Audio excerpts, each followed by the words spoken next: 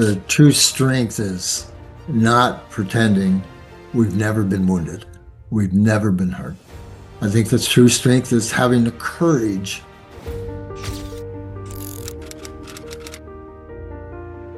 What advice would you give someone currently facing burnout or trauma?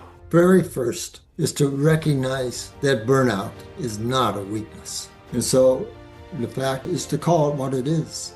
If you have burnout or if it was trauma, just admit it as so. It is what it is, so say it. But it's often a result of carrying too much for too long. So the second thing I would say is don't isolate yourself. And healing begins with the knowledge what we're facing, to know what you're facing, and to allow God and others to help us through it. It's so important. In my church, we have a meditation group, and the meditation group has decided to use my book for that meditation.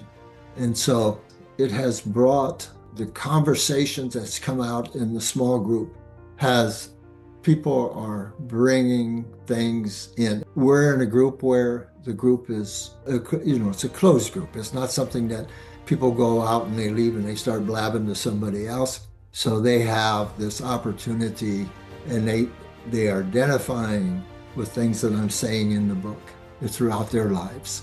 And that type of facing things and just allowing God and people who are close to you to help us through it. And that's what I see. So in essence, getting someone to be a moral support to you in the trying times. Certainly moral support. And also spiritual support as well. Yes, definitely spiritual. So how can others reconcile the desire to be tough with the need to surrender and heal? I think that the true strength is not pretending we've never been wounded. We've never been hurt. I think the true strength is having the courage to face the wounds and to allow healing to begin.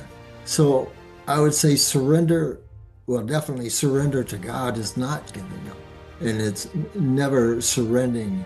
It isn't surrendering to people that has hurt us. It's allowing God to begin rebuilding what's been damaged.